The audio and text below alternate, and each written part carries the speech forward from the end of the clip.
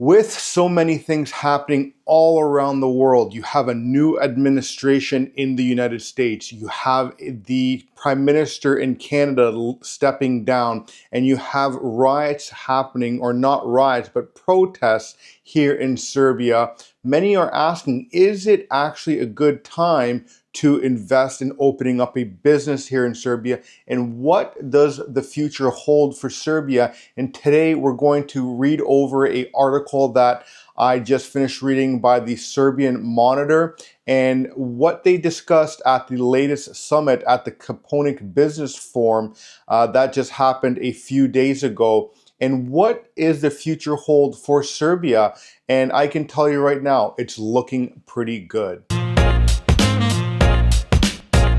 Now, not only am I seeing the concerns coming in from the comments and through emails, but even in consultations when we're looking to help people move to Serbia, which is something that we help. And one of the best ways for people to get residency in Serbia is by opening up a business. Now, that can be an entrepreneur business, that can be a LLC, or what they call it is a DOO here in Serbia. And they're saying, well, listen, if I open up a business here, what is going to happen with the new administration? You know, Trump is, signing massive executive orders. What does it mean for Canada and people remaining in Canada? Are there people still looking to move to Serbia from North America or all over the world, especially with the protests that are happening here? Is that not affecting the economy? And so the latest article here from the Serbian Monitor is going to highlight some of the interesting points, and I can see it right now that whatever's happening in the world is not stopping the forward flow of Serbian business. We are a pretty good strategically located country here in the Balkans. We have access to the east, we have access to the west, and so a lot of businesses are coming here for a variety of reasons, and some of the reasons are going to be touched on in this article. So let's dive into this article. If you feel like you want to read this article on your own, I will leave a link to this article in the description of this video. Now, at the beginning of the article, they go on to say the central theme of this year's Kopaonik Business Forum is Serbia 2027, aiming for a high-income economy. And in line with this theme, Finance Minister Siniša Mali stated that the goal is to surpass a GDP value of 100 billion in euros, that is, not US dollars, euros, in Serbia by the end of 2027. And we're going to dive into as to what they're seeing here. And this forum that they hold is something that they hold on a yearly basis in Kopaonik, and there's another business event that's happening here in Novi Sad next week, which I will be attending. And for those that are interested in other business opportunities, such as getting your network established here in Serbia, something that we at Relocation Serbia are developing is a networking group for people that are not only foreigners coming here to expand their networks, but people that are already in Serbia and looking to expand their networks in that way, and so that both people from all over the world can come together and grow their businesses together, because there's a lot of opportunity happening here in Serbia. Now, Jargovanka Tabakovic, governor of the National Bank of Serbia, also addressed the forum's participants, stating that in terms of economic activity, the National Bank forecasts further acceleration of GDP growth to 4.5% this year. I know that Vučić, he came out, which is the president of Serbia, he came out and says, yes, the protests are hindering a little bit of the economy, but nothing that is stopping the forward flow. Last year, if you saw on one of my previous videos, I stated that Serbia had a 4% GDP growth, which was the highest in all of Europe, and that surpasses some of the EU countries out there. And they also hit their highest tourism count in last year in 2024, which beat out the last 10 years altogether. So it just shows you what's going to be happening here in Serbia and how many people are taking interest in Serbia. The IMF's resident representative of Serbia, Lev Radnovsky, said in an interview with Bloomberg Adria that despite current challenges, Serbia remains a fast-growing economy, and the IMF expects growth to remain around 4%, which is a terrific growth in a country, especially not being part of the EU. And for those that are thinking, well, aren't they a member or candidate to become a EU country? You know, the politicians can say what they want, but the people here don't want anything to do with the EU. In my opinion, would say it's best that Serbia remains a neutral country, and then that way they're able to do what they want as they please. One of the forum's panels focused on the Serbia's IT sector, whose development is considered crucial by both the government and private enterprises. Participants shared future plans and suggestions for the growth and advancement of this sector. And I've touched on this topic many times on various videos. We have a huge demand and a great infrastructure here in Serbia for the IT sector. And I've gotten lots of questions when it comes to government grants. The government is giving out a lot of government grants in the IT sector and in the manufacturing sectors.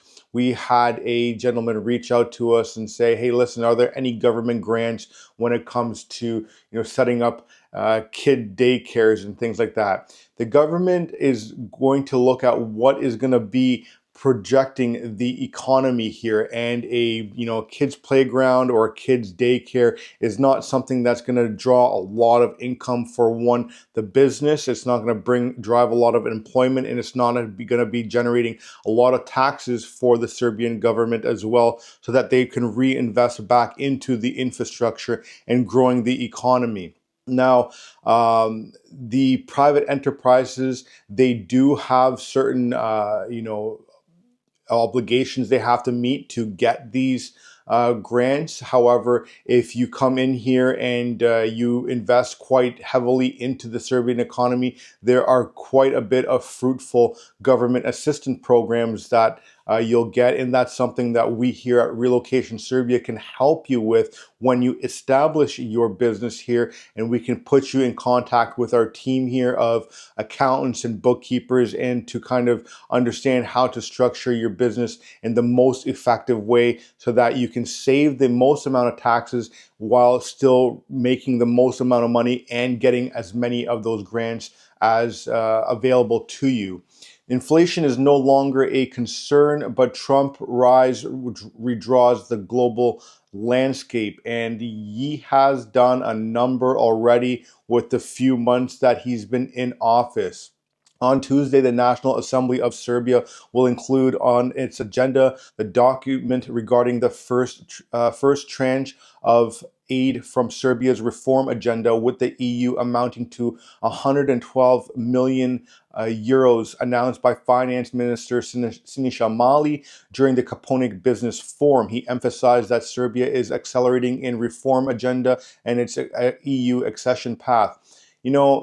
This is something that politicians, in my opinion, have to say, especially if they want to get that money from the EU. They're saying, we're going to join, we're on our path. But you know what? We've been on our path for, what is it now, like 12 years, 15 years?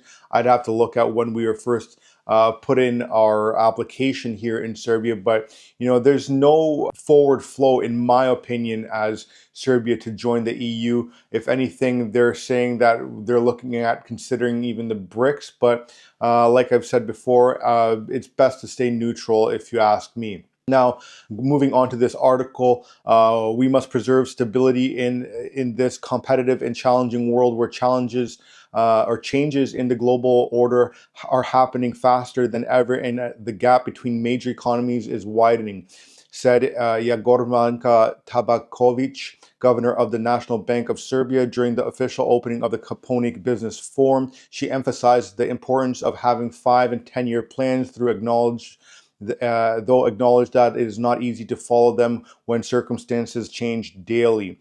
The stability, along with the appropriate policies, has allowed us to achieve numerous records in Serbia. Even under the last year's most complex conditions, we have brought inflation within the target of 3%, plus or minus 1.5%, with growth ranking among the highest in Europe. We have secured a record foreign exchange reserves for the countries amounting to 29.3 billion euros, stated the government of National Bank of Serbia. And so we are seeing a lot of foreign investments coming into Serbia. We are seeing a lot of various new businesses coming here that are looking to propel Serbia forward. And I've said this before, I would not be surprised if in the next 5 to 10 years that Serbia is somewhere between Dubai and Switzerland in the Balkans here. Now, the reason that they're saying 2027, in my opinion, is that in 2027 is when Serbia and Belgrade is going to be holding the world's fair, which is Expo 2027. The same thing that Dubai did a few years ago, which really put it on the map. And so when that Expo does happen, people are going to be flocking here in droves.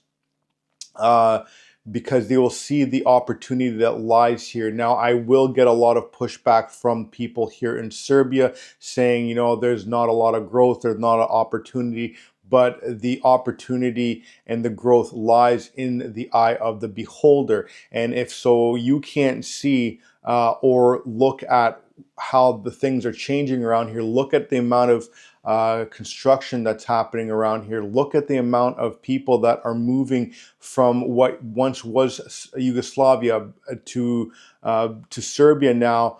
They left back in the 70s and 80s, and now they're coming back here with their children, with their great-grandchildren, and that foreign investment is going to really boost the economy here in Serbia. And there's a lot of great skilled workers here. There's a lot of talent here that is actually remaining in Serbia nowadays. Back in 10, 20 years ago, there's a lot of brain drain, but a lot of that's remaining here now in Serbia because things are getting better. If I ask anyone here in Serbia, hey, have you lived better now or in the past in Serbia? 98% of them will say, we live better now in Serbia than we did 10, 20 years ago. And to me, that tells me that the country is going in the right direction. Where if you ask me as someone who lived in Canada, where was it best to live in Canada? Is it now or was it 10, 20 years ago? I would have said 10, 20, 30 years ago, it was better. Now it's on a downhill slope. And so if you are someone that is considering moving to Serbia, feel free to reach out to us at Relocation Serbia.